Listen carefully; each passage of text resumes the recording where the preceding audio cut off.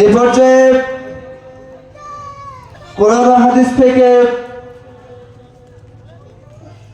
আলোচনা পেশ করবেন শিশু বক্তা হাফেজ আব্দুর রহমান আল জাওয়াদ, জামিয়া ইসলামিয়া রাজশাহী। সম্মানিত بعد فأعوذ بالله من الشيطان الرجيم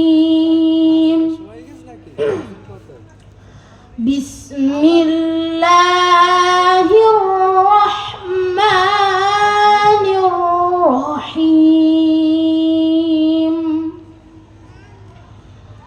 الذين يؤمنون بالغيب ويقيمون الصلاة ومما رزقناهم ينفقون أولئك على هدى من ربهم وأولئك هم المفلحون إلى آخر الآية. وجاء في الحديث وعن علي رضي الله عنه قال رسول الله صلى الله عليه وسلم قال يوم الخندق حسبنا عن صلاة الوسطى صلاة العصر ملأ الله بيوتهم وقبورهم نارا. সম্মানিত উপস্থিতি, আসসালামু আলাইকুম ওয়া রাহমাতুল্লাহ। আজকে আমি আপনাদের সামনে আলোচনা করব ইসলামের অত্যন্ত গুরুত্বপূর্ণ একটি আরকান সালাত সম্পর্কে। আল্লাহ সুবহানাহু ওয়া তাআলা আমাকে কুরআন ও হাদিস থেকে সঠিকভাবে কিছু কথা বলার ও আপনাদেরকে ধৈর্য সহকারে এই কথাগুলি শ্রবণ করার এবং আমল করার তৌফিক দান করুক, আমিন।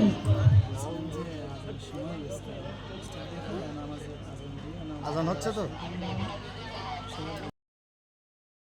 রহমান আল জাওয়াদ কোরআন ও হাদিস থেকে আলোচনা শোনাচ্ছেন।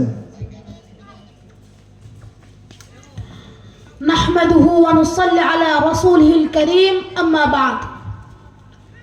সম্মানিত উপস্থিতি, আপনাদের সামনে আমি ইসলামের অত্যন্ত গুরুত্বপূর্ণ একটি রকম, ইসলামের যে 5টি স্তম্ভ, প্রথম হচ্ছে ঈমান আনা, দ্বিতীয়টাই হচ্ছে সালাত। সালাত অত্যন্ত গুরুত্বপূর্ণ একটি রকম। এই সালাত সম্পর্কে আমি ঈশার নামাজের আগে কিছু আলোচনা করছিলাম, তো সময় সংক্ষিপ্ত হওয়ার কারণে আলোচনা করতে পারিনি। ইনশাআল্লাহ এখন আমি কুরআন ও হাদিস থেকে সালাত সম্পর্কে কিছু বলার চেষ্টা করব ইনশাআল্লাহ। সম্মানিত হাজিরিন, সালাত এটি একটি আরবি শব্দ। বাংলা ভাষায় আমরা নামাজ ব্যবহার করে থাকি। নামাজও বাংলা শব্দ নয়, নামাজ হচ্ছে ফার্সি শব্দ। সালাত বা নামাজের অর্থ হচ্ছে দোয়া করা, প্রার্থনা করা, অনুগ্রহ বর্ণনা করা, আল্লাহর প্রশংসা জ্ঞাপন করা, বা এক কথায় আল্লাহর নিকট কোনো কিছু চাওয়া। পারিভাষিক অর্থে শরীয়ত নির্ধারিত এমন কিছু কাজের মাধ্যমে বান্দা তার রবের সবচাইতে কাছে চলে যেতে পারে এমন একটি ক্রিয়া বা এমন একটি বিষয়কে সালাত বলা হয়। সম্মানিত হাজিরিন, আমাদের জীবনে সালাতের গুরুত্ব অপরিসীম। সালাতকে বলা হয় জান্নাতের চাবিকাঠি। সুবহানাল্লাহ। আল্লাহ সুবহানাহু ওয়া তাআলা কুরআনুল কারীমের অসংখ্য জায়গায় সালাতের কথা বর্ণনা করেছেন, সালাতের গুরুত্বের কথা বলেছেন, এবং রাসূল সাল্লাল্লাহু আলাইহি ওয়াসাল্লামেরও অসংখ্য হাদিস রয়েছে। রাসূল সাল্লাল্লাহু আলাইহি ওয়াসাল্লাম তার জীবনের শেষ মুহূর্ত পর্যন্ত এই সালাতকে গুরুত্ব দিয়ে গিয়েছেন, নামাজকে গুরুত্ব দিয়ে গিয়েছেন। সম্মানিত হাজিরিন, আপনাদের সামনে আমি সূরাতুল বাকারার 4 নম্বর আয়াতটি তেলাওয়াত করেছিলাম। আল্লাহ সুবহানাহু ওয়া তাআলা এখানে বলছেন, বিসমিল্লাহির রাহমানির রহিম আল্লাযীনা ইউমিনুনা বিল গায়বি ওয়া ইউকিমুনাস সালাহ ومما رزقناهم ينفقون আল্লাহ সুবহানাহু ওয়া তাআলা পবিত্র কুরআনুল কারীমের ভিতরে বলছেন আল্লাযীনা ইউমিনুনা, যারা ঈমান আনবে, বিল গায়বি, অদৃশ্যের উপর বা আল্লাহর উপর যারা ঈমান আনবে, ওয়া ইউকিমুনাস সালাহ, এবং যারা সালাত কায়েম করবে, সালাত প্রতিষ্ঠা করবে, ওয়া মিম্মা রাযাকনাহুম ইউনফিকুন, এবং আমি তাদেরকে যে রুজি দান করেছি সেই হালাল রুজি থেকে ব্যয় করবে বা যাকাত দেবে, দান সদকা করবে, তাদেরকে আল্লাহ সুবহানাহু ওয়া তাআলা কি বলছেন? আল্লাহ সুবহানাহু ওয়া তাআলা সূরাতুল বাকারার 6 নম্বর আয়াতে বলছেন উলাইকা আলা হুদাম মির রাব্বিহিম ওয়া উলাইকা হুমুল মুফলিহুন। আল্লাহ সুবহানাহু ওয়া তাআলা সূরাতুল বাকারার 6 নম্বর আয়াতে বলছেন যারা আল্লাহর উপর ঈমান আনবে, সালাত কায়েম করবে এবং পাশাপাশি যাকাত দিবে, আল্লাহ তাকে যে হালাল রুজি দান করেছে সেখান থেকে ব্যয় করবে, উলাইকা, এরা আলা হুদাম মির রাব্বিহিম, তাদের রবের দেখানো সঠিক পথে রয়েছে। সুবহানাল্লাহ। তারপরে আল্লাহ বলছেন ওয়া উলাইকা হুমুল মুফলিহুন, এবং প্রকৃতপক্ষে এরাই সফলকাম। সম্মানিত হাজিরিন, যারা এখনো বাজারের ভিতরে ঘোরাঘুরি করছেন, সবচাইতে নিকৃষ্টতম জায়গা হচ্ছে বাজার। এই জন্য আমরা আপনাদেরকে অনুরোধ করছি, আপনারা তাফসীরুল কোরআন মাহফিলে আসুন, ইনশাআল্লাহ কোরআন ও হাদিস থেকে আলোচনা হবে, আপনারা অনেক কিছু শিখতে পারবেন এবং তথাপি আল্লাহ আমাদেরকে সেই আমলগুলি বাস্তবায়ন করার তৌফিক দান করুন, আমিন।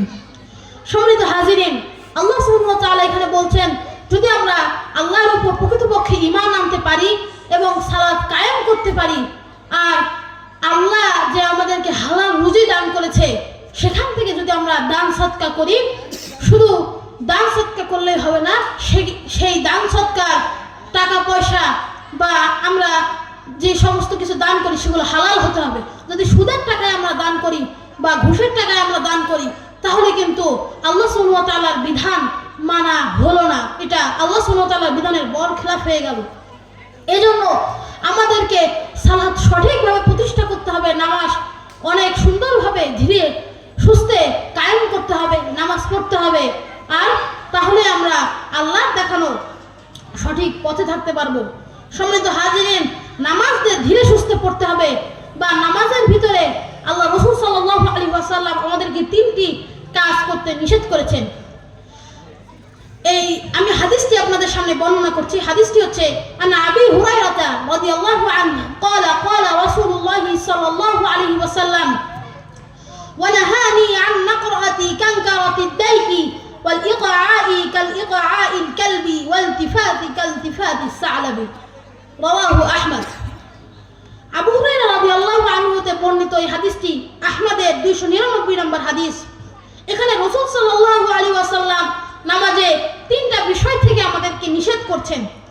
1, মোরগের মতন ঠোকর মারতে নিষেধ করছেন, 2, কুকুরের মতন বসতে, এবং 3, শৃগালের মতন এদিক ওদিক তাকাতে তিনি আমাদেরকে নিষেধ করছেন। সম্মানিত হাজিরিন, কুকুর আমরা সকলেই জানি অনেক নিকৃষ্ট প্রাণী। এখন রাসূল সাল্লাল্লাহু আলাইহি ওয়াসাল্লাম কেন তার হাদিসের ভিতরে বলছেন নামাজে তোমরা কুকুরের মতন বসো না? সম্মানিত হাজিরিন, আমরা যখন অনেকে সেজদা দিই, সেজদার সময় হাত মাটিতে একদম লাগিয়ে দিই, এইভাবে করা যাবে না। হাত উপরে থাকবে আর কপাল আর নাক হচ্ছে মাটিতে লেগে থাকবে। এই জন্য আমাদেরকে সুন্দরভাবে নামাজের ভিতরে আমরা আদব রক্ষা করে বসবো আর সেজদা সুন্দরভাবে দিব। তারপর আল্লাহ রাসূল সাল্লাল্লাহু আলাইহি সাল্লাম বলছেন মোরগের মতন ঠোকর মারতে। অনেকে আছে নামাজ শুরু না হতেই শেষ করে ফেলে, অর্থাৎ রুকু সেজদার ভিতরে যে দোয়া আছে সেটা সঠিকভাবে পড়ে না, কোন রকম রুকু দেয় তারপরে সেজদা দেয়। এই জন্য আল্লাহ রাসূল সাল্লাল্লাহু আলাইহি সাল্লাম আমাদেরকে দোয়া শিখিয়ে গিয়েছেন যেগুলো আমরা রুকু সেজদাতে পড়বো। আমি কয়েকটি দোয়া আপনাদের সামনে বলছি। তো রুকুতে আমরা সকলেই জানি সুবহানা রাব্বিয়াল আযীম 3 বার আমরা ধীরে সুস্থে পড়বো।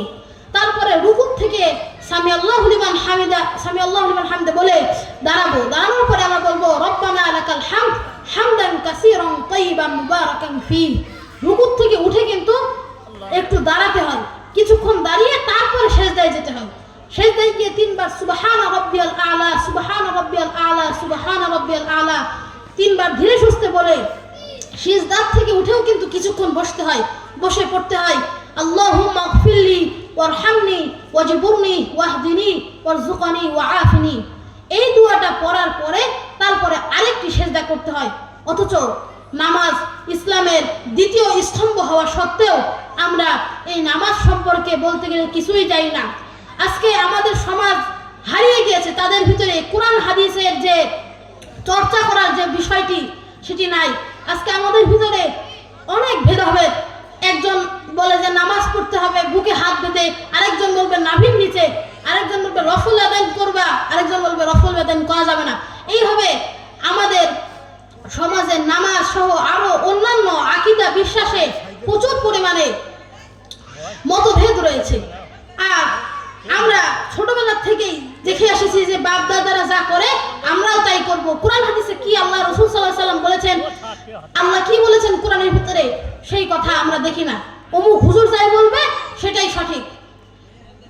এই জন্য আপনারা কোরআন হাদিস থেকে রাসূল সাল্লাল্লাহু আলাইহি ওয়াসাল্লাম বলেছেন তালাবুল ইলমি ফারিদাতুন আলা কুল্লি মুসলিম, প্রত্যেক মুসলমানের উপরই জ্ঞান অর্জন করা ফরজ, ওয়াজিব।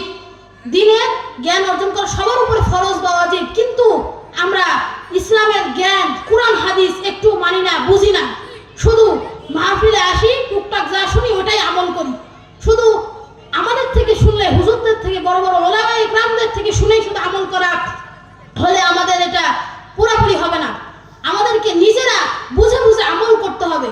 কারণ আজকাল হুজুরদের ভিতরেও এমন কিছু হুজুর দেখা যায় যারা কোরআন হাদিসের কথা না বলে আন্দাজে বানায় বানায় অনেকেই কিন্তু এসব বলে। বিশেষ করে বাংলাদেশের ভিতরে অনেক হুজুররা রয়েছে, হুজুর না তারা বলতে গেলে ভণ্ড, যারা কোরআন হাদিস থেকে না বলে নিজের ইচ্ছা মতন বলে। এই জন্য এই বিভ্রান্ত থেকে আমাদেরকে বাঁচার জন্য অবশ্যই হাদিসে আল্লাহ রাসূল সাল্লাল্লাহু আলাইহি ওয়াসাল্লাম কি বলেছেন, কোরআনুল কারীমে কি বলেছেন সেটা ঘাটাঘাটি করতে হবে আর দেখতে হবে। সম্মানিত হাজিরিন, আমরা আবার কোরআনুল কারীমের দিকে ফিরে যাই। আল্লাহ সুবহানাহু ওয়া তাআলা বলছেন ওয়াকিমুস সালাতা ওয়া আতুজ যাকাহ ওয়ারকাউ মা'আর রাকিঈন। আল্লাহ সুবহানাহু ওয়া তাআলা সূরাতুল বাকারার 43 নম্বর আয়াতে বলছেন ওয়াকিমুস সালাহ, তোমরা সালাত প্রতিষ্ঠা করো, ওয়া আতুজ যাকাহ এবং যাকাত প্রদান করো, ওয়ারকাউ মা'আর রাকিঈন এবং রুকুকারীদের সাথে রুকু করো। আল্লাহ সুবহানাহু ওয়া তাআলা বলছেন establish prayer and pay for যাকাত, মানে তোমরা নামাজ প্রতিষ্ঠা করো। শুধু নামাজ একা একা পড়লে হবে না, মানুষকে কিন্তু নামাজের দিকে ডাকতে হবে। তাহলে আমরা যদি এই দাওয়াতি কাজগুলো করি, শুধু নিজে নামাজ পড়লাম আর মানুষকে ডাকলাম না, নিজে নিজে শুধু আমল করলে আমরা চলবে না। মানুষকে আমলের প্রতি আগ্রহ করা লাগবে। মানুষকে, আপনি যখন মসজিদে যাচ্ছেন দেখছেন একজন চার দোকানে বসে আছে, দেখছেন বাজার দিয়ে কেউ হাঁটছে, আপনি তাকে অন্তত, সে নামাজ না পড়লেও অন্তত আপনি তাকে দাওয়াত দেন যে চলো ভাই নামাজ পড়তে যাই, মসজিদে যাই, তাহলেও কিন্তু আপনার সওয়াব হবে। এই জন্য শুধু নিজে নামাজ পড়লে হবে না, মানুষকেও এর জন্য ডাকতে হবে। আর নামাজ একা একা পড়ার চাইতে যে জামাতে পড়াটাই ভালো। আল্লাহ সুবহানাহু ওয়া তাআলা কিন্তু সূরাতুল বাকারা 43 নম্বর আয়াতে পরিষ্কারভাবে জানিয়ে দিচ্ছেন যে ওয়ারকাউ মা'আর রাকিঈন, তোমরা রুকুকারীদের সাথে রুকু করো বা জামাতের সহিত নামাজ আদায় করো। সম্মানিত হাজিরিন, জামাতের সহিত বা সবাই একসাথে কোনো কাজ করলে সেটা সবসময় বরকতময় হয়। এই জন্য আমরা নামাজ সবসময় জামাতে পড়ার চেষ্টা করবো ইনশাআল্লাহ। সম্মানিত হাজিরিন, আল্লাহ সুবহানাহু ওয়া তাআলা কোরআনুল কারীমে আসরের নামাজকে বেশি তাগিদ দিয়ে সূরাতুল বাকারার 238 নম্বর আয়াতে বলছেন বিসমিল্লাহির রাহমানির রাহিম হাফিজু আলাস সালাওয়াতি ওয়াস সালাতিল উসতা ওয়া কুমু লিল্লাহি কানিতিন। আল্লাহ সুবহানাহু ওয়া তাআলা বলছেন তোমরা প্রত্যেকেই নামাজের উপর দায়িত্বশীল, বিশেষ করে মধ্যবর্তী সালাত। মধ্যবর্তী সালাত কি? মধ্যবর্তী সালাত হচ্ছে আসরের সালাত। এটাই হাদিস দ্বারা প্রমাণিত এবং বেশিরভাগ মুফাসসিরগণের মতে মধ্যবর্তী সালাত দ্বারা আল্লাহ সুবহানাহু ওয়া তাআলা আসরের সালাতকে তাগিদ দিচ্ছেন। যেহেতু আমাদের সমাজে দেখা যায় যে আসরের সময় অনেকে ঘুমায়, অনেকে বিভিন্ন ধরনের কাজবাজ করে, যার কারণে আসরের সালাতকে আমরা গুরুত্বহীন মনে করি, বা আসরের সালাত অনেক কম লোকই জামাতের সহিত নামাজ আদায় করে বা আসরের সালাত পড়ে। সম্মানিত হাজিরিন, আপনাদের সামনে আমি আসরের সালাত সম্পর্কে একটি হাদিস বলেছিলাম। হাদিসটি হচ্ছে বুখারী এবং মুসলিমের। হাদিসটি আমি পড়ছি। وعن علي رضي الله عنه قال قال رسول الله صلى الله عليه وسلم قال يوم الخندق حسبنا عن صلاة الوسطى صلاة العصر ملأ الله بيوتهم وقبورهم نارا رواه مسلم وبخاري।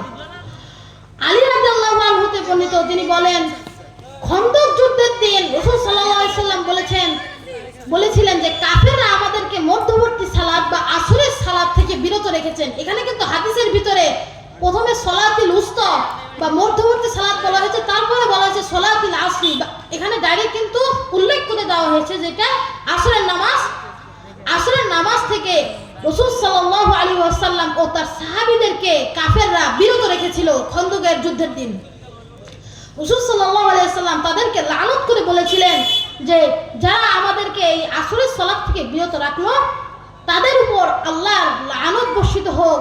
তিনি যেন এই কাফেরদেরকে, এই মুশরিকদের কবর এবং ঘরকে জাহান্নামের আগুন দ্বারা পরিপূর্ণ করে দেয়। নাউজুবিল্লাহ।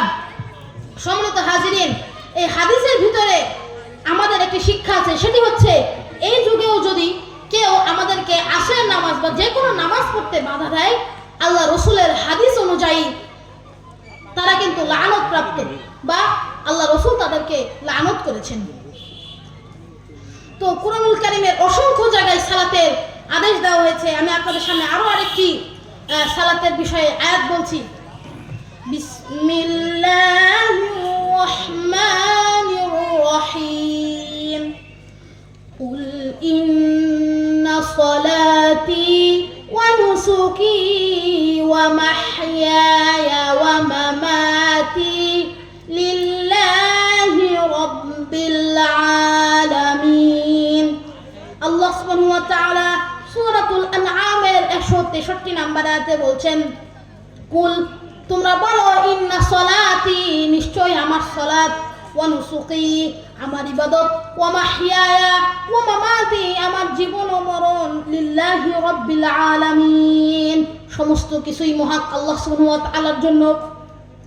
এজন্য এই আয়াত থেকে আমরা বুঝতে পারছি যে আমাদের সালাত, আমাদের ইবাদত সমস্ত কিছুই আল্লাহর জন্য, এবং দুনিয়াতে আমরা যা কিছু করব সব কিছুই আল্লাহ দেখছেন। সমস্ত কিছুই আমরা আল্লাহকে রাজি খুশি করানোর জন্য করছি। সম্মানিত হাজিরিন, আমি আমার আলোচনা আর বেশি দীর্ঘায়ু করব না। তো আমি আপনাদের সামনে ছোট মানুষ হিসাবে যেই সমস্ত কোরআন কারীমের আয়াত বললাম এবং দু একটি যে হাদিস বললাম, আল্লাহ সুবহানাহু ওয়া তাআলা আমাদেরকে এই হাদিস এবং কোরআনের আয়াতের উপর আমল করার তৌফিক দান করুক, আমিন। সম্মানিত হাজিরিন, পরিশেষে একটি কথাই বলবো যে আমরা বেশি করে সালাতের গুরুত্ব দেই। নামাজ আমাদের জীবনে অত্যন্ত গুরুত্বপূর্ণ একটি বিষয়। আর ইসলামের দ্বিতীয় স্তম্ভ, ইসলামের যে 5টা পিলার আমরা বলি, সেই পিলার সমতুল্য ইসলামকে আগলে রাখে যে 5টা জিনিস, সেটার ভিতরে 2 নম্বরে হচ্ছে নামাজ পড়া। এই জন্য নামাজকে আমাদেরকে প্রচন্ড গুরুত্ব দিতে হবে। নামাজ যদি আমরা না পড়ি তাহলে কিন্তু আমরা আখিরাতে গিয়ে আল্লাহর কাছে ধরাশায়ী হয়ে যাব, আল্লাহর কাছে আমরা কোনো জবাব দিতে পারবো না। এই জন্য সম্মানিত হাজিরিন, আমাদের জীবনের সমস্ত আমল যাতে আল্লাহর জন্য হয় এবং আমরা নামাজ যাতে গুরুত্ব সহকারে আদায় করতে পারি, আল্লাহ আমাদেরকে সেই তৌফিক দান করুক, আমিন। ওয়া আখিরি দাওয়ানা আলহামদুলিল্লাহি রাব্বিল আলামিন। মা আসসালাম। আসসালামু আলাইকুম ওয়া রাহমাতুল্লাহ।